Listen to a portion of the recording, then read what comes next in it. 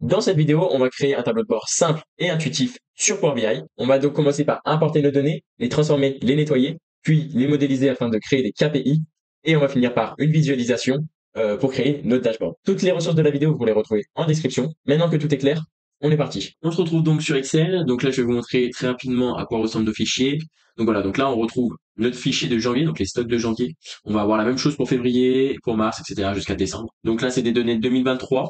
On va avoir un ID produit, une quantité, un prix unitaire pour chaque produit, une famille, un ID famille, une sous-famille, un ID sous-famille et deux colonnes un peu obsolètes. On va avoir des zéros de partout, voilà. Donc on voit que là il y a des choses qui vont pas. On a des colonnes vides, on a des lignes vides, on a là une fusion au début. Donc il y a des choses à régler, mais on va régler tout sur Power BI. Ensuite je vais vous montrer le second fichier. Donc on va avoir vraiment ce fichier x12 et le second fichier qui va être le fichier de métadonnées où on va retrouver notre ID produit tout simplement pour ensuite trouver notre description produit, notre libellé, donc la désignation de chaque ID. Par exemple, ici, on va retrouver accessoire 91 de luxe pour SP001. Si on vient ici, notre SP001, on voit qu'on en a 30.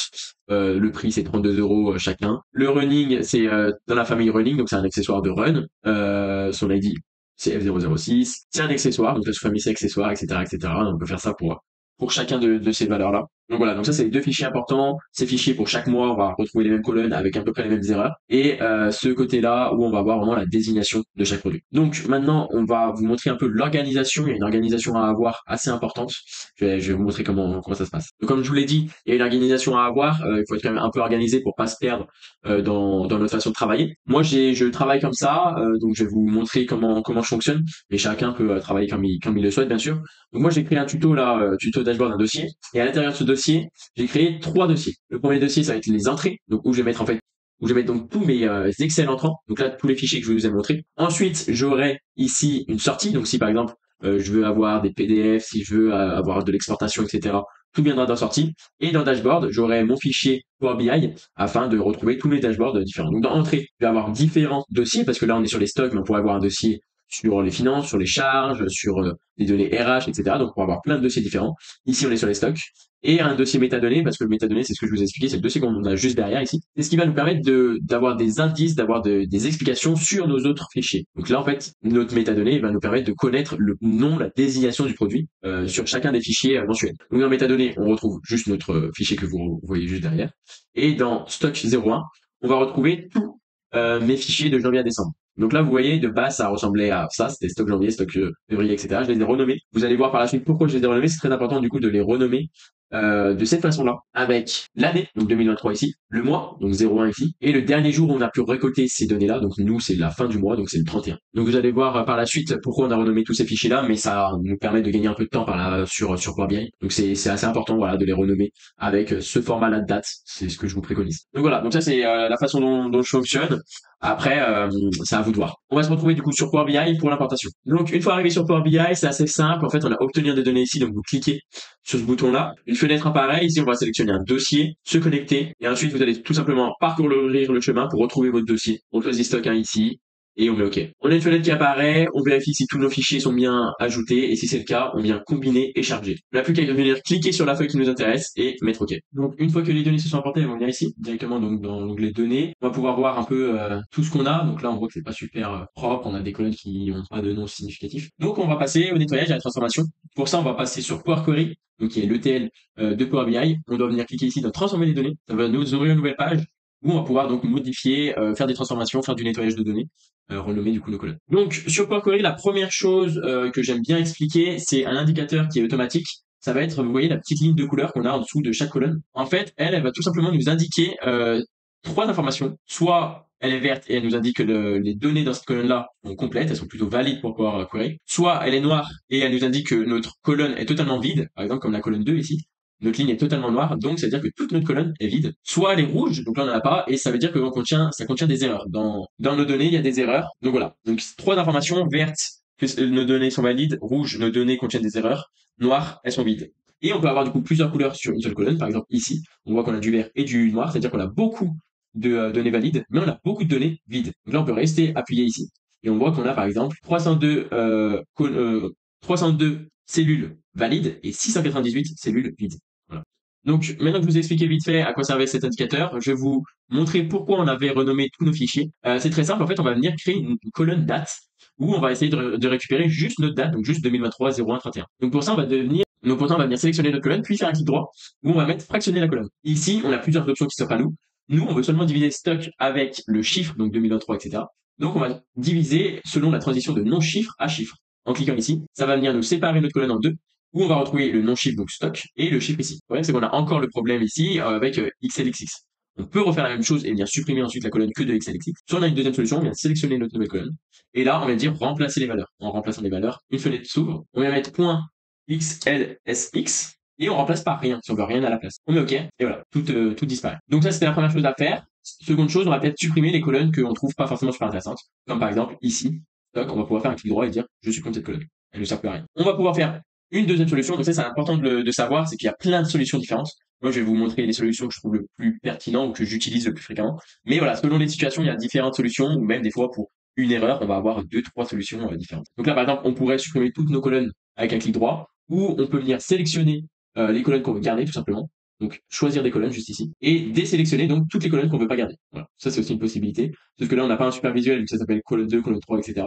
Donc je préfère le faire à la main pour être sûr de moi. Donc on va supprimer celle-là vu qu'elle était totalement noire. Donc tout était vide. Voilà. Et ici, moi je connais mes données, je sais que ces deux colonnes-là ne servent pas. On va avoir que du 0. Si vous voulez vérifier, vous pouvez venir tout simplement ici. Vous voyez que voilà, il n'y a que du 0, on peut charger plus. On va avoir que du 0, du nul et du écart. Donc écart, c'est ce qu'on va retrouver ici en fait. Et on va le retrouver pour chaque mois. Il va réapparaître. Voilà. Donc ça, on peut supprimer. Et la dernière aussi. Ça, c'est important de supprimer les colonnes. Une fois que c'est fait, on va pouvoir tout simplement passer notre première ligne, comme vous voyez, qui a l'air d'être des titres d'en-tête. En en-tête, parce qu'en en-tête, ici, on n'a rien. On a colonne, colonne, colonne, parce que vous vous rappelez, on avait une fusion de stock janvier. Du coup, on va rien retrouver ici. Donc là, c'est assez simple. Pareil, plusieurs moyens, mais par exemple, vous pouvez venir tout simplement nous transformer ici et utiliser la première ligne en en-tête. Donc ça, c'est une première solution qu'on peut faire. Venir mettre ça en en-tête, renommer ça par exemple date, on peut. Et ensuite supprimer les lignes nulles, comme par exemple cette ligne-là ou cette ligne-là. Ça va être une des possibilités, le faire plus à la main, on va dire. Donc repasser les choses dans l'en-tête, supprimer les lignes qu'on n'a pas envie d'avoir, etc., etc. On a pas mal de solutions, comme par exemple dans accueil, on va pouvoir supprimer les lignes vides, les doublons, les erreurs. Mais pour utiliser d'ailleurs cette fonction qui est supprimer les erreurs, il y a une autre solution que moi je préconise. Donc, on va revenir en arrière. Pour revenir en arrière, on peut pas faire des CTRL-V sur Power Query. On a en fait ici les étapes appliquées, ça va être toutes les étapes qu'on va faire. À chaque fois qu'on fait une modification, il y a une étape qui se crée. Et donc, si on veut revenir en arrière, par exemple, aux en-têtes promues, ou carrément quand elles étaient même pas promues, on va devoir supprimer en fait les étapes d'avant. Donc là, par exemple, avec la petite croix, je supprime ici, je supprime ici. Donc là, on revient à l'étape qui me convenait. Donc, on venait juste de supprimer notre dernière colonne. Donc ici, en fait, on va utiliser une autre solution. Déjà, on va venir renommer à la main nos en-têtes. Donc ici, par exemple, je vais appeler ça date. Hop, ici ID produit. Donc voilà, donc là, j'ai renommé chacune de nos en-têtes. On va venir aussi modifier les types de données. Donc là, par exemple, on veut de la date. Voilà. Ici, ça nous va, c'est du texte. ABC, c'est du texte. Ici, dans quantité, on veut seulement du nombre entier. Dans la quantité, on n'aura pas de nombre décimaux. Donc nombre entier. Donc vous voyez là, une erreur vient de se créer. Pourquoi une erreur s'est créée? Parce que vous vous rappelez, on avait en fait écrit quantité ici. Donc c'était pas du tout un nombre entier. Donc il détecte que c'est pas un nombre entier et il nous donne une erreur. Et ça s'est fait sur toutes nos colonnes. C'est-à-dire que si on avait d'autres données par la suite qui n'étaient pas des nombres entiers, ça créerait une erreur. Donc nous, ça sera beaucoup plus simple de les supprimer ensuite. Parce que maintenant qu'il a détecté une erreur, on peut venir, comme je vous l'ai dit tout à l'heure, venir supprimer, venir supprimer les erreurs. Mais avant ça, on va peut-être vérifier quand même ce que l'erreur nous dit. Donc on peut revenir ici. Vous voyez, il y a du rouge maintenant qui est venu. Comme quoi on a des erreurs. On peut venir ici et là on peut venir conserver les erreurs. En conservant les erreurs, on va venir récupérer seulement toutes les erreurs. Donc là, on en a qu'une. Et donc en faisant ça, on va pouvoir filtrer sur les erreurs. Donc là, on en a qu'une. Et donc on peut voir que les données liées à cette erreur, c'était le prix unitaire, etc. Donc nous, ça ne nous intéresse pas. Donc là, on revient en arrière. Donc là, on revient en arrière. On a plusieurs moyens. Soit on vient supprimer, comme je vous l'ai dit, avec le bouton ici. Soit on vient tout simplement mettre notre souris ici, faire trois petits points et supprimer les erreurs. Donc là, on voit que ça a bien supprimé notre erreur, ça a supprimé toute notre ligne. Donc maintenant que ça c'est fait, on peut venir définir les autres types de données. Donc là, j'ai mis du décimaux, ici du texte à nous va, du texte à nous va, du texte à nous va, du texte à nous va. Ok, maintenant on voit qu'on a possiblement des lignes vides. Donc pour ça, on va venir tout simplement filtrer. Par exemple, ici sur quantité, on vient dire, ok, moi je veux toutes les données sauf les données nulles. On peut faire ça, ça c'est une solution. Donc là, on vient vraiment tout filtrer sauf celles qui sont nulles. Ou alors, on peut faire un filtre ici numérique où on va dire est égal ou n'est pas égal. Par exemple, est égal à nul ou n'est pas égal à nul. Avant de faire ça, moi, je vous conseille de toujours vérifier nos données nulles. Hop là. Là, on peut vérifier que toutes nos données nulles, il y a rien dedans. Donc ça ne nous intéresse pas, donc on va venir les supprimer. Hop, donc on vient filtrer tout, sauf nul. On peut charger plus dans tous les cas, ça revient à la même chose, filtrer tout, sauf nul. Hop, on applique. Donc là, en fait, en filtrant sur toutes les données sauf les nuls, quand on va venir appliquer nos modifications, et en fait, les nuls ne seront pas importés parce que ça vient seulement importer les fichiers, les données qu'on visualise. Donc, si je venais filtrer et dire, par exemple, je ne veux pas la famille box, quand j'importerai, toute la famille box sera pas importée. Donc ça, c'est important de toujours vérifier ces filtres avant d'importer. Donc là, on voit que c'est beaucoup plus clair qu'au début. On a des données plutôt propres. On va venir donc importer le deuxième fichier qui était notre métadonnée.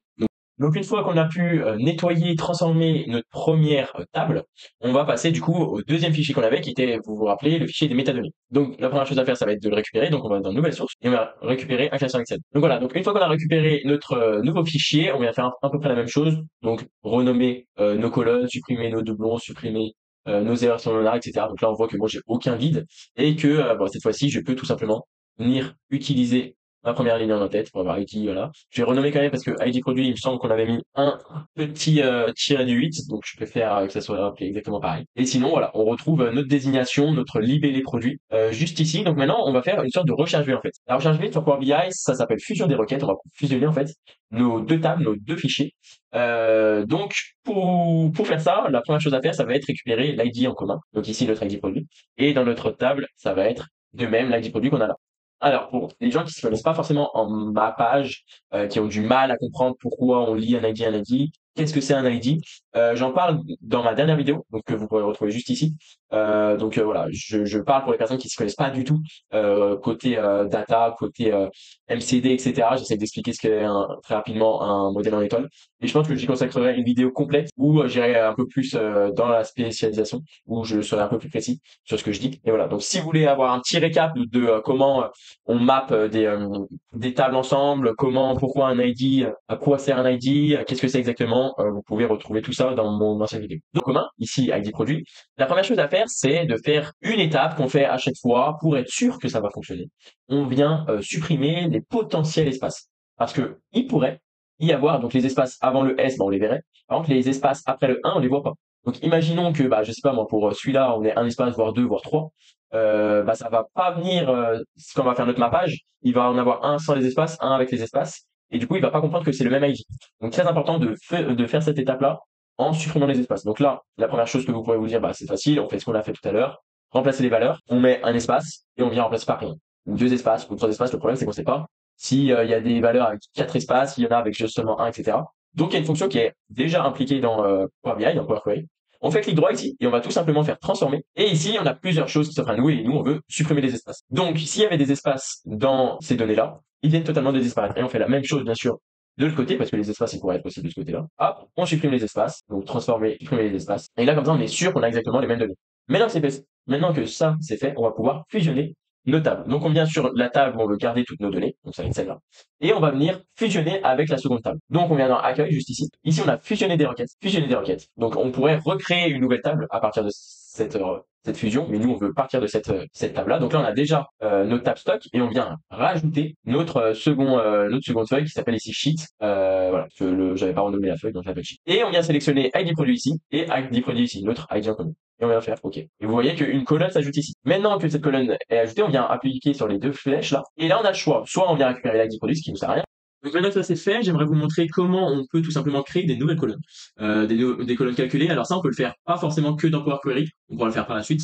Mais voilà, si on a déjà des idées, par exemple, de colonnes à créer, par exemple ici, on retrouve la quantité, on retrouve le prix unitaire. On aimerait peut-être avoir le montant pour chaque ligne. Donc en fait, ça va être tout simplement notre prix unitaire qu'on va multiplier par notre quantité, tout simplement. Donc ça, on peut le faire assez facilement. On a ici un onglet ajouter une colonne, donc on vient ici. Et ensuite, à partir de ça, on vient utiliser une colonne personnalisée. Donc ici, cette colonne personnalisée, on va pouvoir la renommer, par exemple montant ligne. Voilà, vous l'appelez comme vous voulez.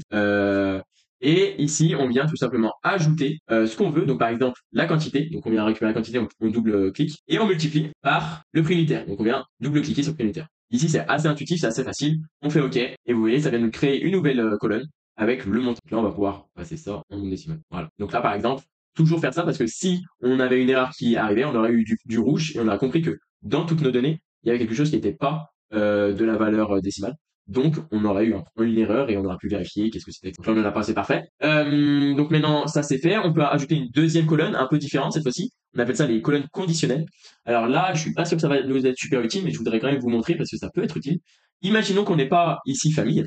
Donc imaginons qu'on n'ait pas cette colonne-là famille et qu'on a envie de rassembler nos sous-familles. Par exemple, on a envie que chaussures et vêtements et sacs, ça soit une seule famille. Vous voyez un peu tout ça, ça soit habit sport par exemple. On a envie de que voilà, les vêtements, les chaussures et les sacs, ça soit habit sport, notre famille. On a envie de créer une nouvelle famille.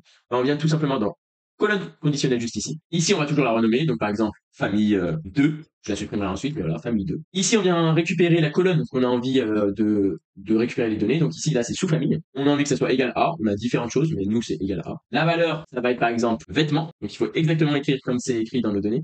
Donc, vêtements avec un S. Voilà, on va quand même mettre une majuscule. Et qu'on vient remplacer, par exemple, par... tenue de sport. Donc, tenue de sport. Hop. Et là, on vient ajouter une nouvelle pour toujours choisir sous-famille, mais on pourrait choisir une nouvelle famille. Hein. Hop, toujours égal à, mais au lieu de vêtements, on veut les chaussures, par exemple. On vient aussi renommer tenue de sport. Et on peut faire ça encore une fois, par exemple pour sac, on avait vu qu'il y avait sac, sous-famille, sac et toujours tenue de sport. On pourrait bien sûr nommer ces choses, les nommer différemment. Ici, je veux que ça soit la même chose, donc on les appelle exactement pareil, mais on pourrait les nommer totalement différemment. Et là, en mettant OK, ça va me créer une nouvelle colonne. Vous voyez, avec les nuls, quand on ne trouve pas soit sac, soit chaussures, soit vêtements. Et pour quand on tombe sur chaussures, ça va être tenue de sport. Quand on tombe sur vêtements, ça va être tenue de sport. Quand on tombe sur sac, ça va être tenue de sport, etc., etc. Donc ça, par exemple, c'est très pratique pour créer des familles ou même pour créer des ID. On aurait pu dire, quand c'est accessoire, tu mets R001. Quand c'est accessoire, tu mets R001. Donc ça aurait fait pour les deux. Quand tu trouves rouleau de massage, tu mets F001. Donc ça peut nous aider à créer des ID et ne pas s'embêter à le faire manuellement. Pareil pour les familles ici. Ici, il y a beaucoup moins de valeurs d'ailleurs. Donc pour running, tu mets F006. Pour fitness, tu mets F004. Pour box, F001, etc., etc. Et on aura pu avoir, en fait, on aura pu créer assez facilement cette colonne-là qui est ID family. Donc ça, c'est une fonction plutôt intéressante. Donc je préférais vous la montrer. Ici, elle ne va pas nous servir. Mais voilà, c'est assez intéressant à connaître. Et voici. Donc là, on a fait toutes nos transformations, tous nos nettoyages de données d'un Power Query. C'est fini pour cette partie-là. On va venir tout simplement appliquer toutes les modifications qu'on a faites en venant appliquer et fermer. Ici, vous voyez qu'on a plusieurs choses. On peut soit fermer sans appliquer, soit seulement appliquer, soit fermer et appliquer. Nous, on va fermer et appliquer. Donc voilà. Donc là, toutes nos modifications ont bien été prises en compte. Donc là, on peut venir ici, vérifier. Voilà, on a bien tout ce qu'on voulait, notre libellé produit en plus, notre montant en plus. Ici, on n'a qu'une seule table, donc il n'y a pas énormément de modélisation à faire. Donc si vous avez par exemple plusieurs tables, donc voilà, donc faire les liens entre chacune de ces tables, faire vraiment du mappage, une modélisation propre, créer vos propres mesures. Tout ça, vous pouvez retrouver dans la vidéo précédente, que je vous mets en fiche juste ici. Vous pourrez retrouver un peu plus de conseils dans l'autre vidéo. Là, on va plutôt se concentrer sur la création de notre rapport et vous allez voir qu'il y a des choses sympas à faire. Donc, la première chose, ça va être, par exemple, de créer un filtre. On va vouloir créer un filtre avec la date. Donc, on va venir prendre notre date et la mettre ici. On la glisse tout simplement.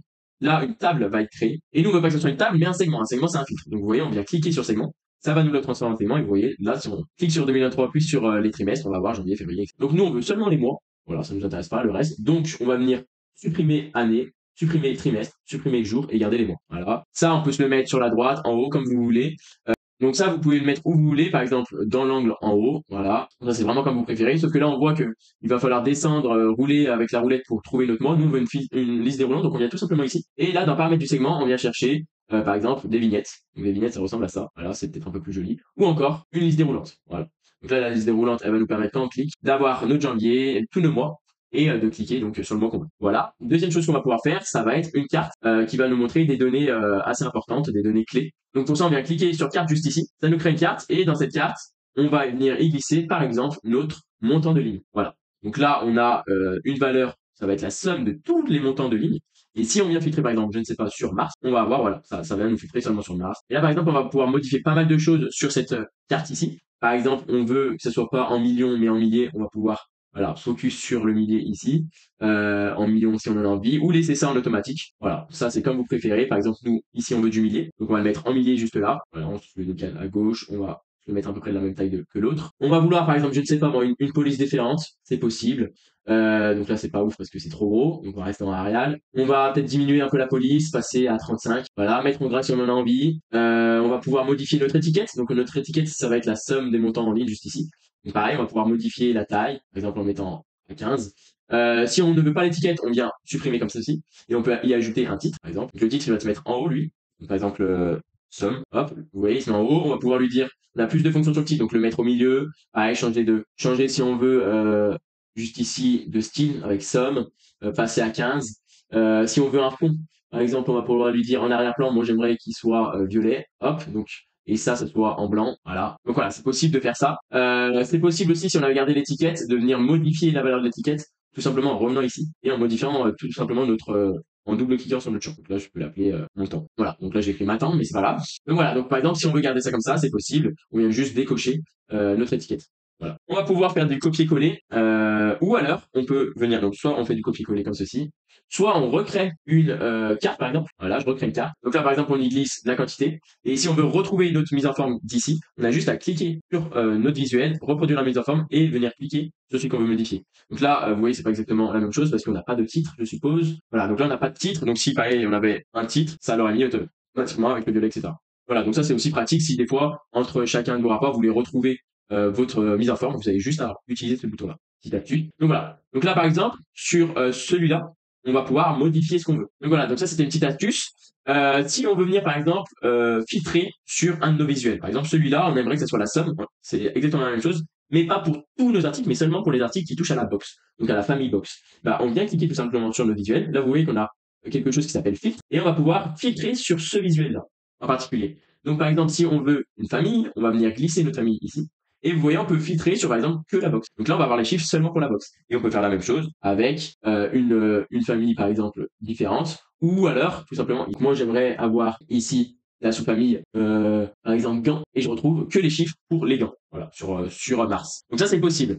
Donc ça, par exemple, c'est intéressant de venir filtrer voilà, sur vraiment ce qui nous intéresse. Et bien sûr, les renommer. Donc là, par exemple, on viendrait renommer ça, je ne sais pas moi, box, tout simplement. On reste très simple là, et ici, on vient le renommer gant, par exemple. Ça, c'est possible. On va pouvoir aussi continuer sur nos visuels avec une nouvelle carte, mais cette fois-ci assez différente, vous allez voir. Et là, et cette fois-ci assez différente. Et là, on va utiliser une fonction très très utile dans Power BI que peu de personnes utilisent, pourtant qui est vraiment super utile, c'est les mesures rapides. Dans Power BI, comme je vous l'ai dit, il est possible de créer des mesures, c'est des calculs assez complexes avec du DAX. Donc ça, c'est possible de les créer si on sait à peu près coder, etc. Je vous invite à regarder ma vidéo précédente où je parle du DAX, où je vous montre des formules assez simples à créer pour commencer. Donc voilà, des formules assez simples pour commencer. Là, on va plutôt utiliser des mesures déjà faites en fait sur Power BI, et c'est dans mesures rapides qu'on retrouve ceci. Donc là, en cliquant sur mesures rapides, on va pouvoir sélectionner plein de mesures qui existent déjà. Donc par exemple, ici, ce qui va nous intéresser, ça va être une variation d'un mois à l'autre. Si on veut par exemple notre variation, donc là on est en mars, notre variation par rapport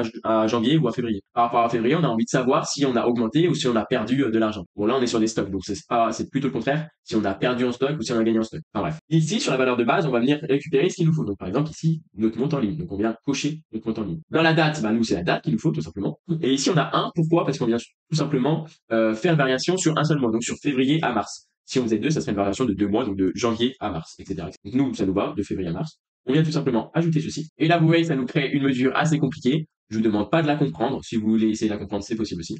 Donc vous voyez à quel point on peut faire plein de trucs sur plein de mesures super intéressantes sur Power BI. Mais en tout cas, ça, maintenant, c'est codé. Et vous avez juste à appuyer sur OK. Voilà. Donc, maintenant que... et vous voyez que ça nous a créé notre fameuse mesure variation. Donc cette variation, on va pouvoir la glisser dans notre cas. Et vous voyez par exemple que par rapport à février, on a perdu 0,40. Avec ça, on va pouvoir faire pas mal de choses. Premièrement, moi, j'ai plus envie de l'entête, donc je supprime l'entête. J'ai envie de la mettre en petite, donc avec des valeurs beaucoup plus petites, par exemple 14, voilà. Et par exemple, j'ai envie de la mettre ici pour dire, bah voilà, par rapport au mois dernier, on a perdu 0,43. Là, on voit que par exemple, ça vient manger un peu notre chiffre, donc on va venir supprimer notre arrière-plan pour pas que ça vienne manger un peu ce chiffre-là.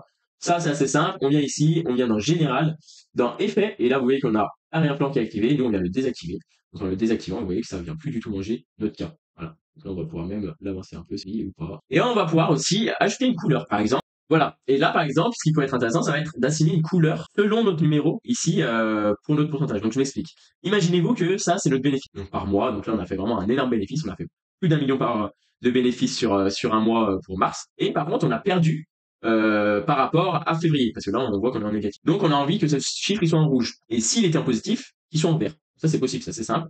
On vient cliquer sur notre chiffre et on vient en fait tout simplement venir dans valeur ici et on vient ajouter une fonction pour la couleur. Ça nous ouvre une fenêtre. Ici on vient choisir une règle. On lui dit que si par exemple c'est supérieur ou égal à 0 et que c'est inférieur à 1, on veut du vert par exemple. Donc là notre vert il nous va pas trop bien, donc on vient dans haute couleur et on va définir nous-mêmes notre vert par exemple. Si vous avez un code vous pouvez les mettre là. Voilà, par exemple ceci. Et ici, on vient de créer une nouvelle règle où on dit au contraire, si c'est supérieur. Donc là, on vient d'ajouter une nouvelle règle où on dit, bah, si c'est supérieur ou égal à -1 et inférieur à 0, on vient mettre du rouge. Par exemple, pareil, le rouge, il va pas trop ici. Je vais venir récupérer un autre rouge. Voilà. OK. Et vous voyez, vu que c'est en négatif ici, c'est du rouge. Si on vient filtrer sur février, par exemple, on va peut-être avoir, non, c'est toujours du rouge. Si on vient en mai, ah bah, on fait que décroître, en fait. Ah, par exemple, ici, ça devient du vert, parce qu'on a gagné par rapport à juin. Voilà, tout simplement. Donc ça peut être un petit indicateur sympa à créer, assez simplement. Là, vous voyez que j'ai rajouté deux éléments ici, où je viens faire exactement la même chose.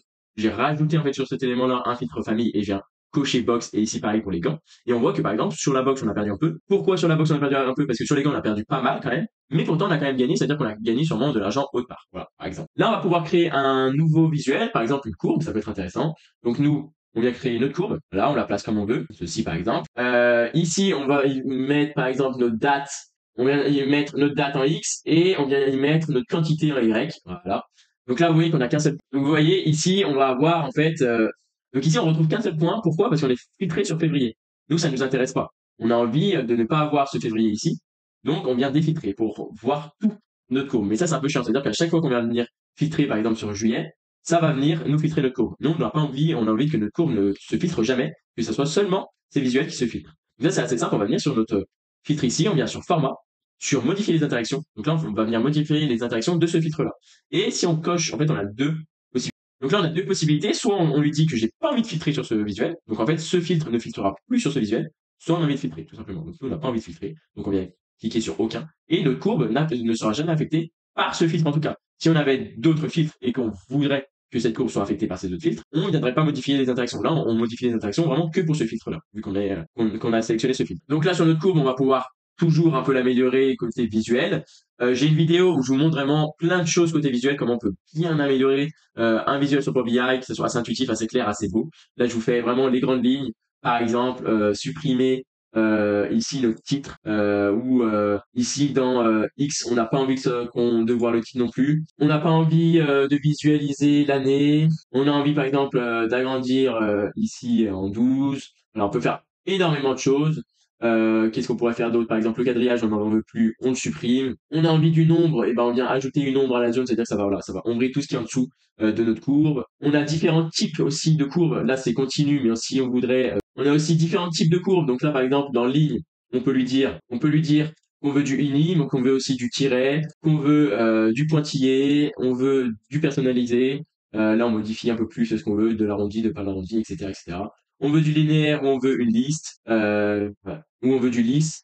On veut peut-être aussi par étapes, voilà. Très. Donc là, on peut modifier énormément ce qu'on veut. Par exemple, moi j'aime bien mettre lisse ici. Je ne sais pas avec voilà, un peu plus de cardinalité juste là.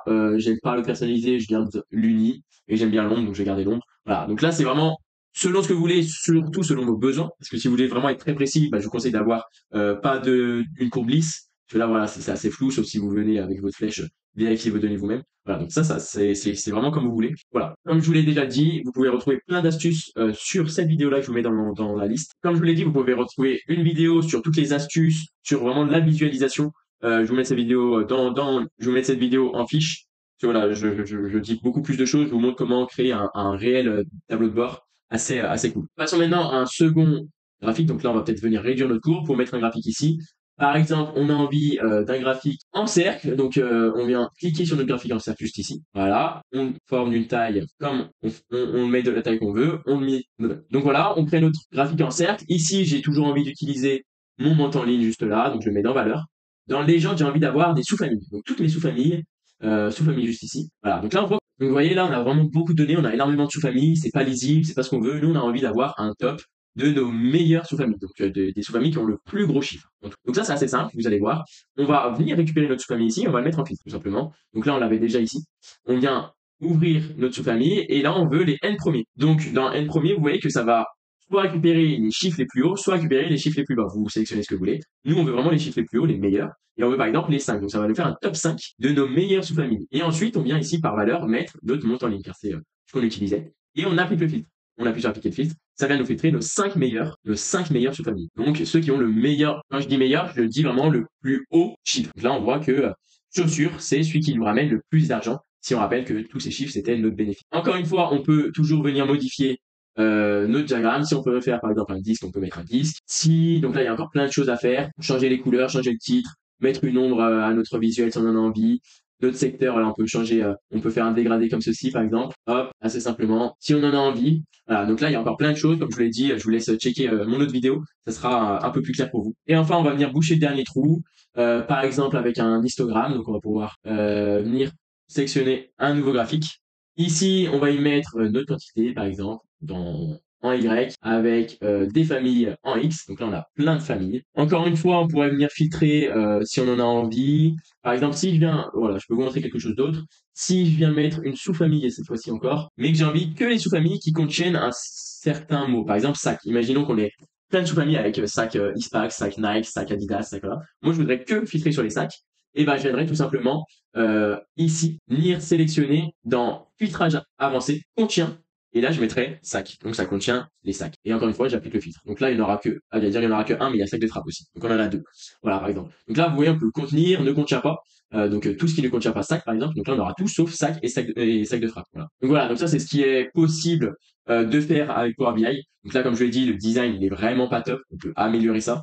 On peut rajouter aussi des boutons pour pouvoir naviguer entre plusieurs pages et avoir voilà de la simplicité pour naviguer entre chacune de nos pages. Voilà, il y a beaucoup de choses à faire encore. Voilà, il y a encore beaucoup de choses à faire, bien sûr. Mais je pense avoir fait à peu près le tour pour vous aider à créer un tableau de bord assez intuitif, assez rapide, avec des filtres, etc. Donc voilà, donc la vidéo est terminée. N'hésitez pas à vous abonner et à liker cette vidéo. Ça m'aiderait énormément. Pareil, si vous avez un petit commentaire, des idées de concepts à tourner ou des questions sur tout ce que j'ai fait. Peut-être c'est pas clair sur certains points, donc n'hésitez pas, moi je vous répondrai avec plaisir. Donc voilà, donc n'hésitez surtout pas à vous abonner, à mettre un like. Ça m'aide à continuer à faire du contenu sur ces thématiques-là. Je vous laisse expliquer sur les deux vidéos qui vont apparaître. Une qui parle plus de la visualisation, donc pour pousser un peu ce qu'on a pu faire, parce que là, c'était pas super beau. Et une qui va parler plus au contraire de la modélisation, les mesures, le mappage, etc., etc. Donc voilà, donc si vous voulez checker